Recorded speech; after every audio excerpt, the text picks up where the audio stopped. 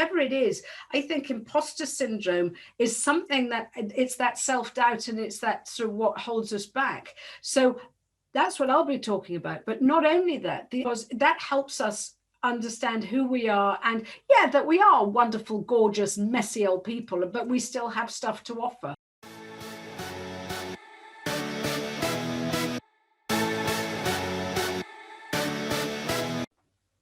Hello everyone, I'm having a chat with a lovely Cai, who I know, I think, for such a long time. I don't remember when we start working together. The stars aligned, didn't they? When we, yes, I think it was Marcia that introduced us. Yeah. Yes, but it was many years ago, and I think you were also like my loyal fan, and you supported with all my new beginnings that was outside us working together. And now you're a speaker at my event, Magical Creators Live, right? But I want to tell everyone, you were the first person who bought the ticket.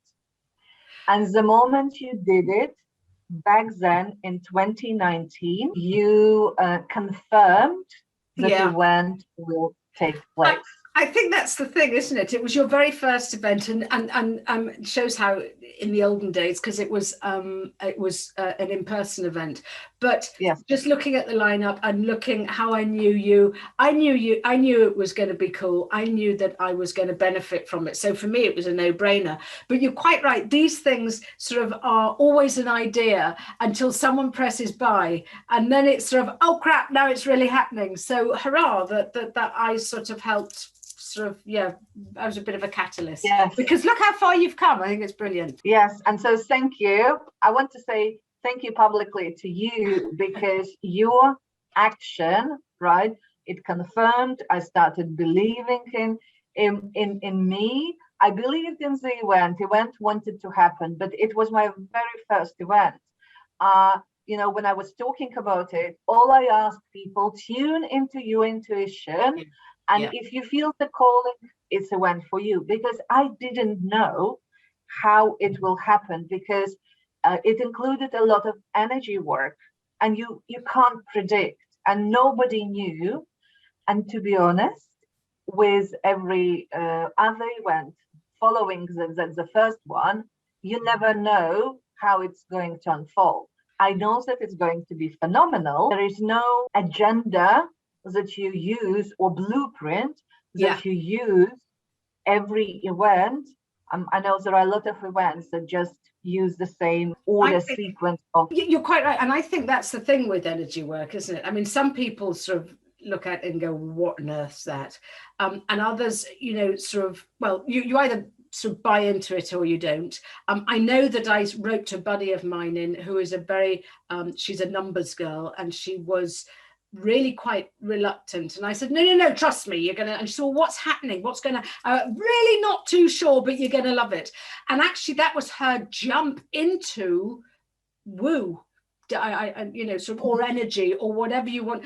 And now she really uses that as a major part of her business. But to begin with, she was sort of going, I'm a numbers girl. I don't know if I can relate to that. But I think your first event, and this is sort of interesting for anyone, be you an entrepreneur or not, this work is really, I mean, I the benefits I had, and I have had on subsequent of your events, is, I think you saw when we were talking earlier, you sort of said, but we are our business. So any work that we do for ourselves, any inner work that we do for ourselves has got to have an impact for our business.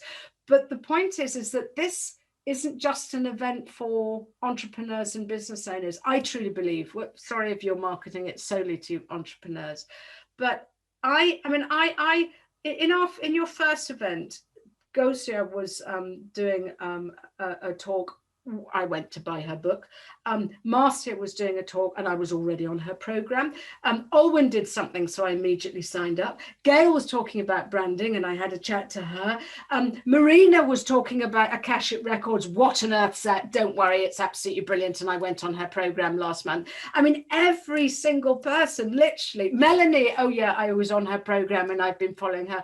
You know, all these people that you had on the first event and subsequent events have had such an impact on me and therefore my business, but I would say an impact on me and my family, and an impact on me as a woman and a mum, and just sort of getting to like who's in the mirror, because we sort of get rid of all the rubbish, don't we? And it was fantastic. So yeah. Event is positioned as a premier event, business growth event for intuitive and spiritual entrepreneurs. Yeah. But you may be in a position when you want to do your business, but you don't know exactly where to start, or whether it's just an expensive hobby. And we all started with our businesses being expensive hobbies. Well, some are more lucky and, you know, they had the idea and business became profitable straight away. But in the beginning, you have a lot of doubts. And if you just thinking that you would like to do something else, then this event is helpful. No, you're quite right. And just sort of talking about doubt, nice segue in, thanks, Inga, into my talk, because if you if you attend the Magical Creators Live, the next year you have the opportunity to be a speaker, which I jumped at. But my talk is all about imposter syndrome. And I think when you started, well, I know because I've got the badge and worn the T-shirt and whatever. And I think with imposter syndrome, that's the thing that stops us taking those leaps of faith, the leaps of faith in ourselves, you know, whether or not it's sort of, you know, shall I launch a business, or shall I do a Facebook Live, or shall I do this launch, you know, sort of for a program, or shall I invite so-and-so out on a date? I mean, whatever it is, I think imposter syndrome is something that it's that self-doubt, and it's that sort of what holds us back. So that's what I'll be talking about. But not only that, the other people that are speaking help you peel away all those limiting beliefs, help you sort of, you know, sort of as looking forward to your mirror bit, because that helps us understand who we are, and that we are wonderful, gorgeous, messy old people, but we still have stuff to offer. And I think that's sort of, as entrepreneurs, I think we tend to, if we're not careful, sort of get wrapped in the, am I good enough? And I think we need to get past that, don't we? And that's what a lot of the talks are all about, is supporting us in developing who we are and our business to project us forward and get that message across that we need to get across, if that makes sense. Yeah. And, you know, when you suggested your topic about imposter syndrome, I felt such a connection, because no matter how successful you are, no matter how much money you already made, you can't escape. Like this feeling like a fraud comes from time to time. I think it's impossible to eliminate, but what you are going to show us how to deal with it, and how not let this imposter syndrome stop us in moving forward, in fulfilling our purpose. Yeah, and I think I in the topic of my talk, I think it's 10 steps to stop you, you know, sort of feeling like a fraud, whatever it is. Now, the thing is, you don't have to sit there and go, oh my God, you know, I've got to do 10 different steps. You know, it's just sort of 10 different ideas, and you know, you might like 3 of them and ditch the rest. And that's the great thing about your event as well, because you might sort of, you know, there's everything from branding and websites, but also to, you know, sort of, as I mentioned, Akashic Records, and sort of Melanie's sort of doing, you know, a greater vision of your business. And I mean, there is so much there. And you might sort of look at one and go, oh, well, what's the point? Because that's not going to interest me. Believe you me, seriously, it's the ones that you don't think will interest you that actually sort of cast those spells, and you sort of, oh my God, I'm so glad I attended that, because we tend to sort of close off to things that we don't know. So I suggest anyone that is coming, please sign up and come for with an open mind, because it's just, it's really liberating, and it allows you to see things in a slightly different way, which I think is brilliant. Because that's what it did for me. It made me sort of realize, oh my gosh, I never thought of X, Y, and Z, because I was going down some model of someone else's definition of a successful business. And I think when we're allowed to tap into ourselves, and sort of think, well, is this really what I want? Then it opens up so much more opportunity for us. And you're quite good at doing that with us lots. So. Oh, great. Yeah, and you're right. You mentioned following somebody's model. While nothing wrong in following somebody's success model, chances are that you get exactly the same results are very slim. So some people take the blueprint, they run with it, and it works for them, right? But very often, your internal battles or some unhealed wounds, they will get in the way. And no matter how good strategy is, if you haven't worked on yourself, successful models won't work on you. Yeah. And also giving you courage, confidence in creating your own models, like what works for you, and finding the ways that it talks to you. And also talking about the open mind. And it comes from the very first event when I didn't know how it's going to work. But if you look at description of the program, we will give you a link, and you look at the topic. And even if on 1 out of 11 topics, your heart jumps, it's a sign. Yeah. And logics will tell you that, it's not worth it. I'm not interested in that. Logics will interfere. And your fear, your ego, it will want to stop you. That's why listen to your heart, listen to that inkling, because it means that your soul has resonated with that. And it's exactly what it is. Yeah. And it's learning to listen to those little sort of, those little voices that go, oh, that could be quite interesting. Because for a long time I didn't. I just sort of go, no, someone has told me this is my method of success, so I must do it that way. And all the time it felt like I was walking through treacle. And now I'm sort of treating it as, well, what happens if? Or let's treat it like a game, or let's just, have some joy and fun about it. I think the thing was that I was taking everything so blimmin' seriously, and that was really hard. So it's just sort of lifting your foot off the pedal a bit and just being open with curiosity. And I think that's, for many people, if you're not too sure what is going to happen in the next sort of, in the 2 days for this event, sometimes, with energy work, neither are we, but that's the right thing's going to happen, isn't it? And I think that's the one. Yeah, absolutely. Thing. Yeah, nobody knows. And even though you as a speaker this time, right, you will benefit as an attendee as well. Oh, I know. Well, I think I signed up. I think I signed up to the event before as an attendee before I became a speaker. So hurrah for that. So yeah. So yeah, because this is we all get through the transformation process, whether we want or not, whether you're a speaker or attendee, everyone gets through the transformation. Yeah. Cai, I wanted to ask you, you are one of those attendees who came to the first event, yeah, and you attended all 3 events, and this one will be number 4. Yeah. What made you to come to every event? Because I got something new out of each one. And I think the thing is that I had light bulb moments in every single one. The first time I came was because I felt as though I'd met my tribe.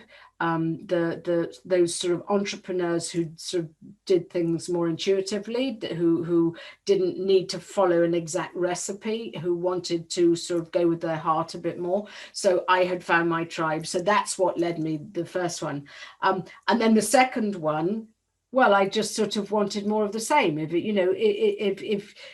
If you are getting transformational sort of changes, why wouldn't you keep coming back? And the thing is that you always are, you are in a different place every time you hear stuff. So someone might, it's a bit like if you're a blimmin' parent and you sort of sit there and you're telling your child the same thing and then they hear it from somewhere else, oh, that was really interesting. You go, no, but I've been saying that all along. If we need to be open and ready to hear stuff. So stuff that was probably said to me last year, I might not, it might have been said, but I might not have been ready to hear it. So I am a different person now than I was last year. So I am going to be receptive to different things. And it's just, I think the thing is that when you know that something works and when you've got people that you believe in, why wouldn't you just keep coming back? Why wouldn't you keep sort of feeding on one another's energy and one another's experiences? Because, you know, it works. And that's why, and it's a lovely community of people. And yeah, I just think, well, there are many conferences or events that I've been to, and you just sort of shelve it and you go, well, that was a waste of time. But you know, no, this for me is, it speaks to me. It speaks to me. So yeah. Great. And what was the difference between well, it's obvious difference between offline and online. Yeah. But in terms of the value, and especially now when we have experienced kind of Zoom fatigue, so how do you cope with still enjoying event despite the Zoom fatigue, despite endless online events? I think the bonus for this one is that it's lots of different people, so it's all broken up, so you don't have the same person saying, go and have a break, come back in 10 minutes and we'll take, because it's like sort of, oh, okay, but it's different people. I know that there's probably going to be dancing involved, but that's lovely. You know, and it's just the high vibe. Yes, you've got to look after yourself. Yes, you've got to hydrate. Yes, you've got to, you know, but I think the thing is that the variety is the thing that keeps you there.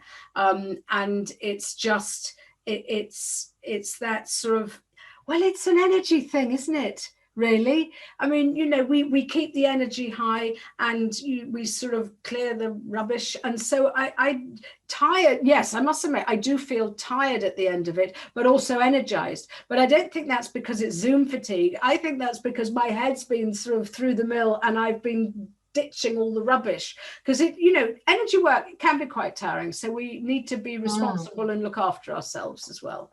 But I'm getting used to that. But yeah, and it's not, but by I say energy work, it's not sort of woo and we're not all dancing around campfires or anything like that. It is just peeling back the layers of the onion and getting that light bulb moments, and someone says something, you go, oh my gosh, yes, that's me. And oh my gosh, yes, that happened to me when I was young, or whatever it is. And oh yeah, I'm still hanging on to that. And so it's learning these sort of little techniques, rituals, whatever you want to call it, how to just let go of the rubbish that's holding us back.